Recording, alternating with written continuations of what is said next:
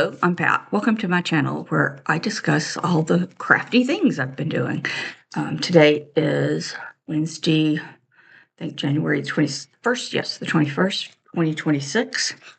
It's been a few weeks since I've been on here, but I've been busy. And so today I thought I'd show you my works in progress in crochet, knitting, and cross stitch because I've been kind of alternating between the three. But first of all, I want to show you something. Last weekend, I took an in-person class in Atlanta for something called posament buttons. I hope I'm saying that right. They're from Europe. It's spelled Posament. There's also a French word for it that I cannot pronounce. But they are little wooden discs. You take a little wooden disc and you wrap threads around. This is just pearl cotton thread. And you layer and wrap.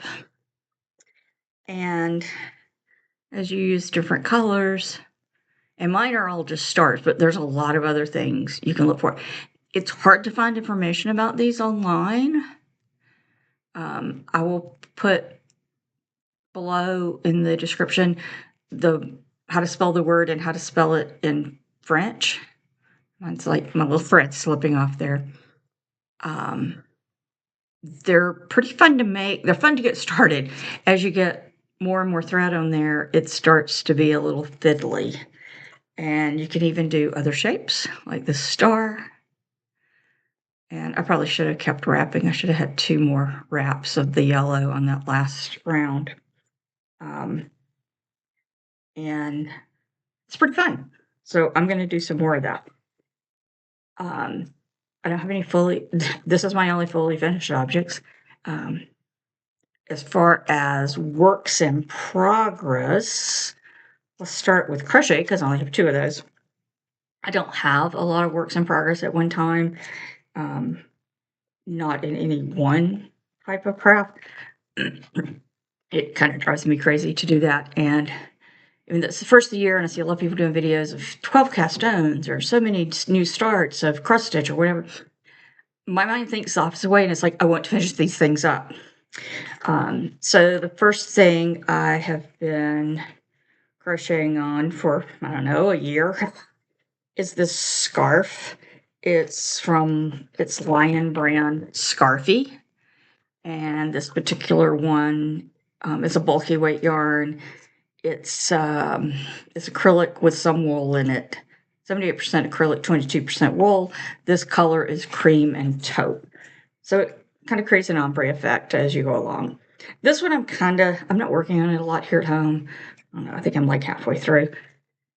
It's a good travel project. It's a good one to do when I'm socializing with others. It's not as hard to pay attention to. I'm using a size J 5.75 millimeter crochet hook, which I think is what they called for. Or the patterns on the back of the label is just half double crochets. Yeah, they called for a 6 millimeter, but mine J is a 5.75. So that's that.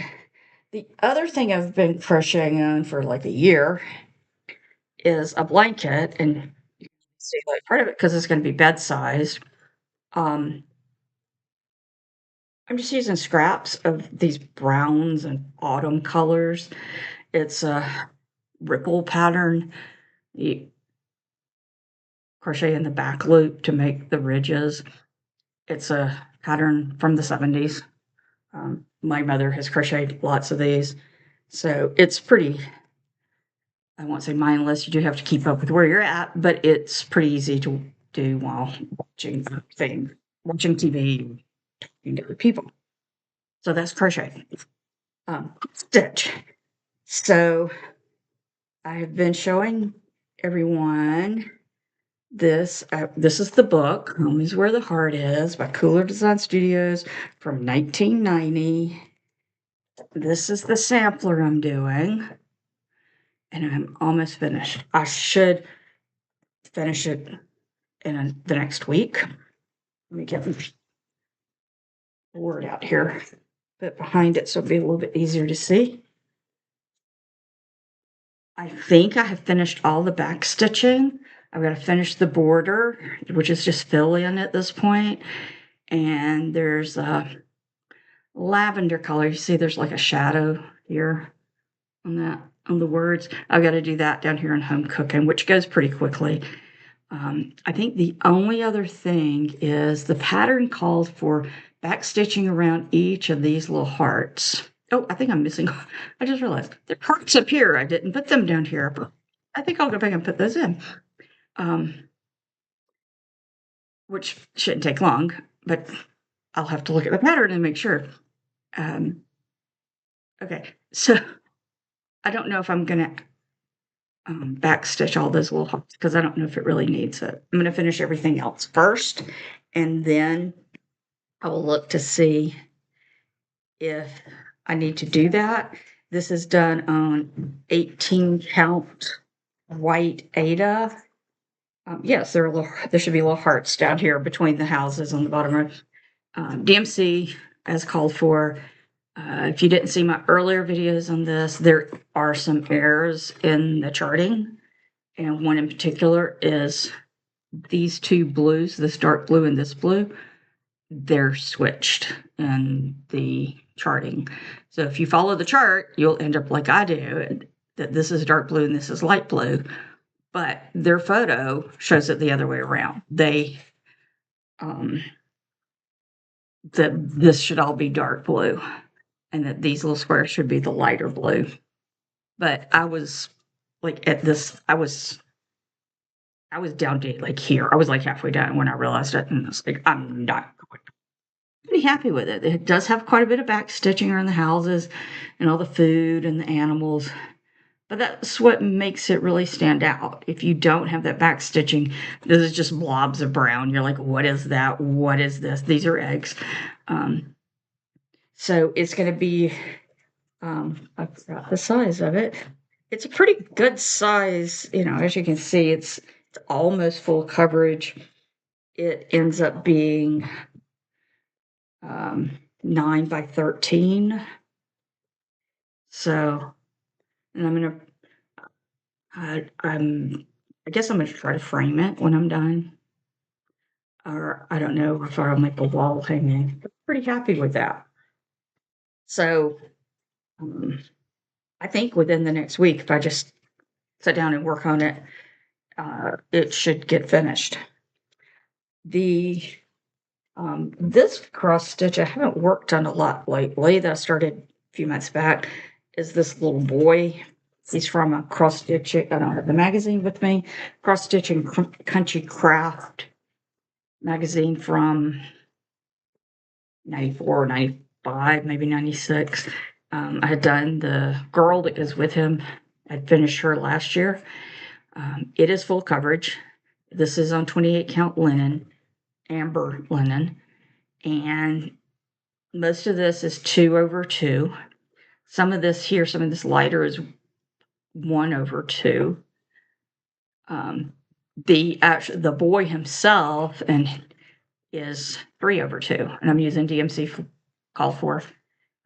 There's a lot of this color, and it'll go on down like here. It's a full portrait of him with a squirrel. Yes, he has a pet squirrel. So I'm still working on him. Or I need to get back to working on him. I have been working on, oh goodness, I just dropped a bunch of floss. My cat sampler that is originally done by Eliza N. Edwards, 1826. It's huge. It's going to be big. I started in July. This is on 30 count honey glazed linen from 123 Stitch. As you can see, yeah, I've got the framework in for the border, and then I've been working down here. I kind of alternate working on the border and working on the details here at the bottom. Kind of doing a bottom. I did the border, started top left and worked across and down and around. The one thing about this border is you do want to try to, when you're matching it up, match it up in one of these corners, because then you have a little leeway of, oh, I can add a few more stitches, or I can decrease some if things aren't right. So I've done some of the border, but some of this, this is a lot of fill-in at this point. I haven't worked on it a lot lately. It's 2/1, except for this little creature here is 1/1. And there's a few more little animals and other little motifs throughout that are 1/1. I'm using DMC. The pattern is from 1960. Was charted in 1960 by, I forgot now which book I got this out of. Woman's Day. Woman's Day magazine and book, the Woman's Day Book of American Needlework. And their chart is just use pink, light green. So it is a, pick your own colors. And some of these some areas, even though it's like, I might use a slightly different green. I'm just kind of like, as I get to a motif, deciding what colors I want to use. And there are some colors in here. There's some blue in here I think I'm going to change out. You can't, it doesn't show up there but as much, but it's just not looking like the right shade of blue to me. So I'm probably going to change that. And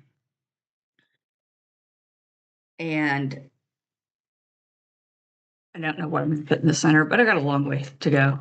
I have to make that decision. I may find a quote to put there instead of her name, but it's Eliza Ann Edwards, 1826. And this book was put out in 1960, 61. The American Needlework book is a big, thick book, like a coffee table type book. And it has some patterns in it. But if you want all the patterns, you need to buy, there's a set of boxes with full-size patterns in there. It's not just cross stitch. There's needlepoint, quilting, knitting, crochet. I'm not sure what else. You can find them on eBay. But the books and the pattern sets, I have a feeling that a lot of people bought them and then didn't use the pattern sets, because the ones I've seen for sale, I bought mine off eBay a few years ago.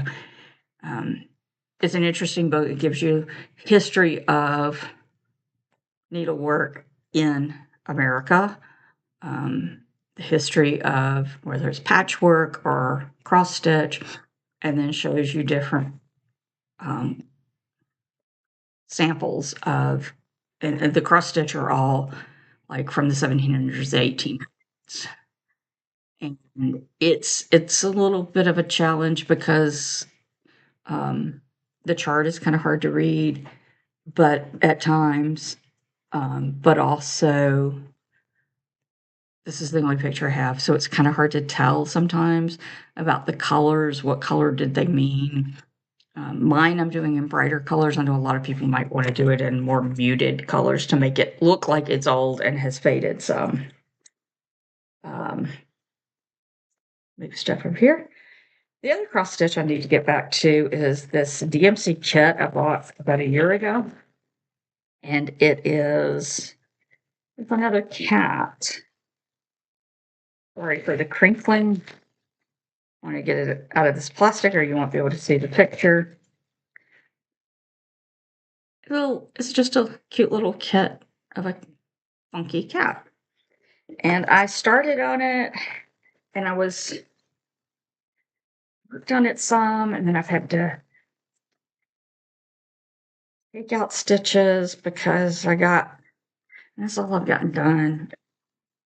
There's a lot to do. I think I was trying to do this, well, like in a doctor's appointment in the waiting room, or socializing with other people, and that wasn't working well because I do need to pay attention. Once I get this background in, this bluish green face in, then I can have an easier time of where things fill in.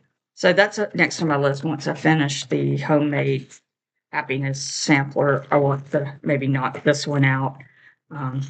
So that was from DMC. I bought it about a year ago at a local yarn and needlework store. So those are the only cross stitch things I have, WIPs I have. Again, I have a lot of projects in my life, but in any one area, I only have a few because, and right now my mind is, I want to finish things. I want to finish this sampler, the homemade sampler, and I want to finish the small cat, and then I'll work on the big ones. I was talking to somebody the other day about those of us who cross-stitched back in the 80s and 90s. We usually would have one big project going and then maybe do some little projects, some Christmas ornaments or, little bitty, smalls to break it up. But we didn't have dozens. So it's quite shocking when we watch YouTube and learn, oh, people have dozens of these things. So knitting. I talked about this book last time, and I'm working my way through the projects. Here's some of the projects on the back. To Knit by Tina Barrett. I do recommend this for beginner. Sorry, shake the table. I do recommend this for beginner knitters. It has some, different patterns in here. So it teaches you a technique, such as how to decrease, and then you do a pattern that uses that. And it teaches knit, purl, ribbing, increasing, decreasing, changing colors, not color work, but changing stripes. So you have stripes of colors and cables, lace knitting, and then the last project, and then buttonholes. And the last project is this pillow with buttonholes on it. And the other side of the pillow has different stitch textures on it. So that, again, lets you practice. Most of the patterns in here seem to call for, some of it's DK, some of it's air weight. I normally have worsted weight, so I kind of, is it light worsted or not? So last night, I did suddenly get hey, I want to do something new. And part of that was, I live in Georgia, and it hasn't been very cold, but we're expecting an ice storm as I record this, that in a few days we may have a severe ice storm that may cause power outages.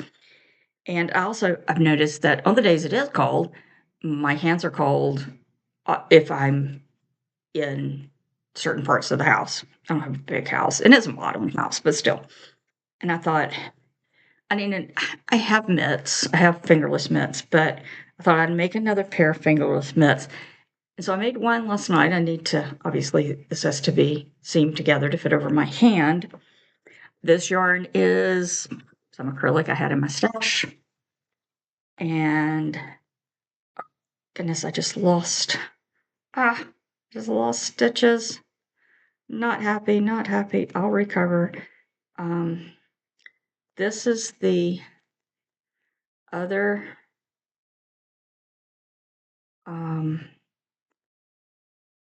I just pulled things off. Yeah, that was an accident. I forgot I still had, I don't know what I have. Anyway, if I can fix that. And this is the second one. As you can tell, they will not match exactly. So that's okay. It's a really soft acrylic, and I think it called for like 100 ounces, but I had not ounces, grams, 100 grams, and I have like 60 grams of this. But I'm making mine a little smaller than the pattern because they called for, here's what theirs look like. I don't want mine to go all the way to my elbow. So these are not 13 inches long. Okay. I don't need them to go to my elbow. So I've been working on this and then kind of weighing what was left over till I get to about halfway. That's stopped where I did. The other thing is, it says fits an average size woman's hand. I know in gloves I need to wear a small, my hands are smaller, so they cast on 40 stitches on 4mm needles. I did 32 stitches, and that seems to work. I know this looks like it's not wide enough, but it's ribbing. So when I stretch it out, and I want it, to be a little snug on my hand. And this stretches out to circumference of my wrist is like 6 inches, up here is about 7 inches. This stretches out to 8 inches with no problem. 8 more. So, and again, you knit it flat, it's ribbing, and then you stitch it up, and they tell you, how far to stitch and everything. But it's a good, I think it's, again, it's a good practice. So I do recommend this book. I've made, what have I made?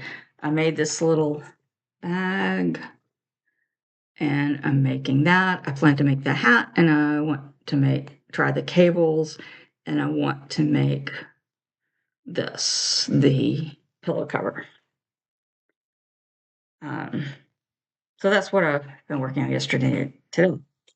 And for some reason, I can't find the skein of this is Iris Moon.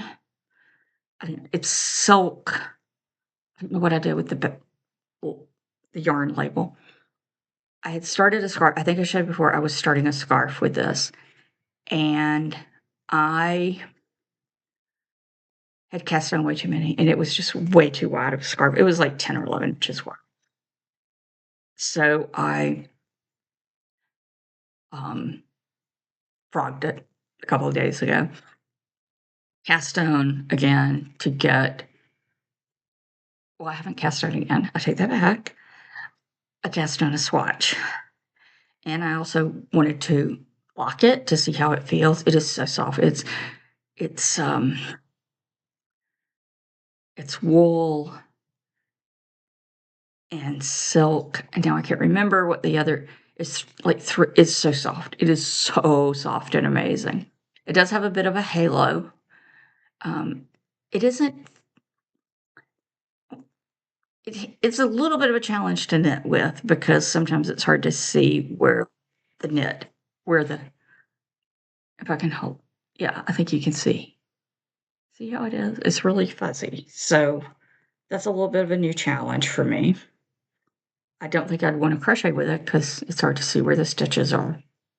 But this is my little swatch. So I'm going to cast on.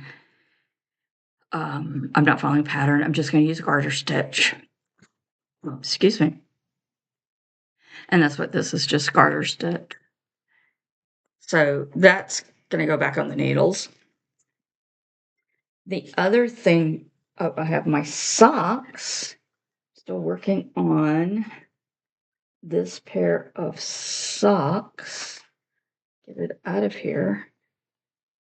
My purple down vanilla socks. I'm almost to I'm getting, I say almost, no, almost is the right word, but I'm getting close to the heel.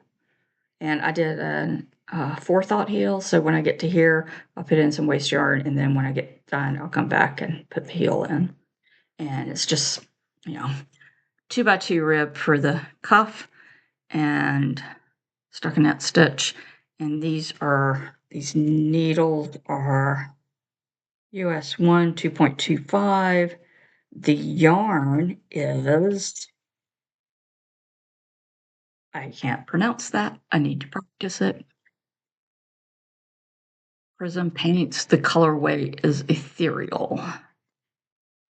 It's a thing. This episode.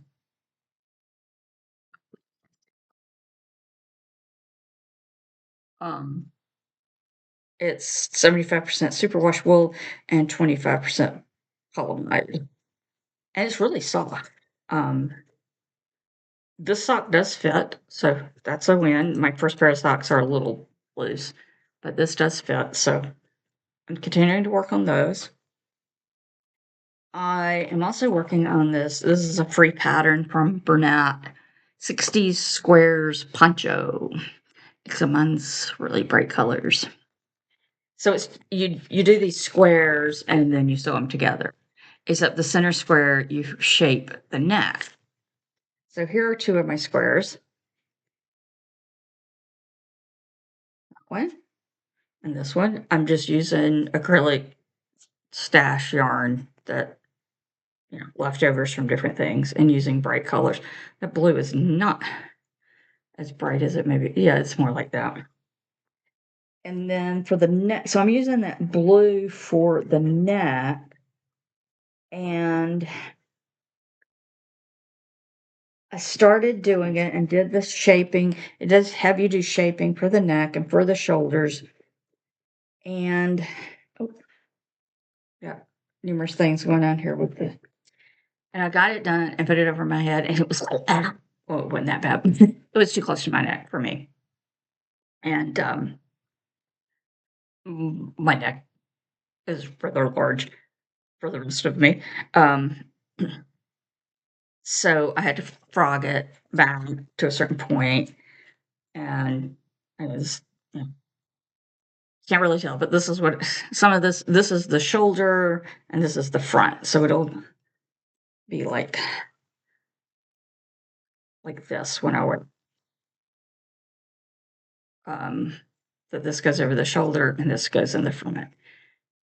I looked at the pattern. There's just two sizes, and I had used the smaller size. I looked at the bigger size, but it only had you add 2 more of these rows. I can't see that blue and blue, but I was like, no, it was up to like here. And it's like, no, I need more here. So I added 4 more rows on this section and 4 more rows on this section. And that seems to be working. I've held it up to me and think, okay, I think I can do that. But I've got to go back and do the other side so it ends up a square. And I had gotten pretty far and then realized, I don't know, I somehow left a section out. So I still have to do this, a duplicate of this section and then a duplicate of this where they join back together and make the shoulder again. So I did have to spend spent a week or so into my mouth because I was really frustrated with it. And I am just dropping skeins of yarn left and right. DMC floss all over the floor. So that's what I'm working on and preparing for possible ice storm. A lot of people in the South have total electric.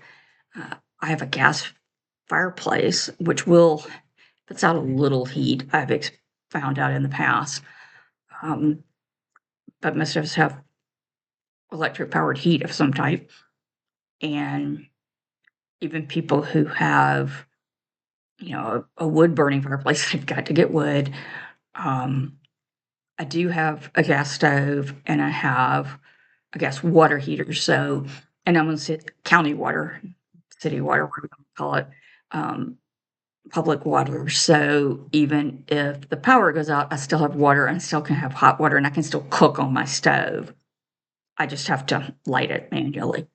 I don't have anywhere I have to go. I have plenty of food. I have plenty of my medications. I have 2 cats. I have plenty of cat food. It's just a matter of it won't be catastrophic if I lose my power, but it will be not fun. So everybody and people in other parts of the country may be going, why are y'all making such a big deal over this? And it's like, we do not have underground utilities. Our electrical lines are above ground, power lines. And if it's 1 inch to 2 inches of ice, trees will break and fall on power lines, and the power lines themselves will break. Power poles will, it'll just come crumbling down, and we don't have equipment.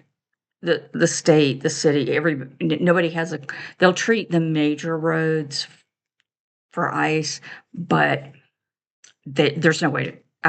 I have never personally seen a snowplow in any subdivision I've lived in. or in the country. When I lived out in the country, I lived too far out. There was no snowplow.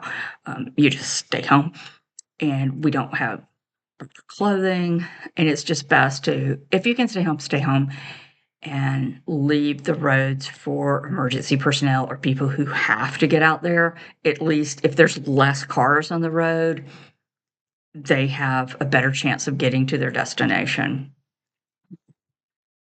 It just, you know, again, we don't have the infrastructure for, um, most people don't have clothes for. Now, last weekend it snowed, but it snowed south of me. It snowed in middle Georgia, which if you look at the state of Georgia, it's just draw a line around across the middle of the state and just like cut the state into thirds. The middle part, and even further south than that, they had some snow on Sunday. It didn't stick around for real long, but it was enough that some people were able to go out and build snowmans and have snowball fights and have some fun, kids and adults. And this one they're trying to figure out, it's still kind of early out. I don't know if it's going to hit Saturday or Sunday, and it has to do with where the warm air hits the cold air. And I know north of us, like states north of me, are in for an Arctic blast. I know across, the Midwest and all the way up to the Northeast they're preparing for a lot of snow. So if you're in those locations, I hope you're staying safe and warm and have backup plans if needed. That at least here in the South, it won't last a long time. That the temperatures are supposed to be up in the 40s, but if it's frozen on the pavement, that creates problems of will the sun be out to actually melt it enough, not just melt it and it refreeze at night. So hopefully it'll be okay.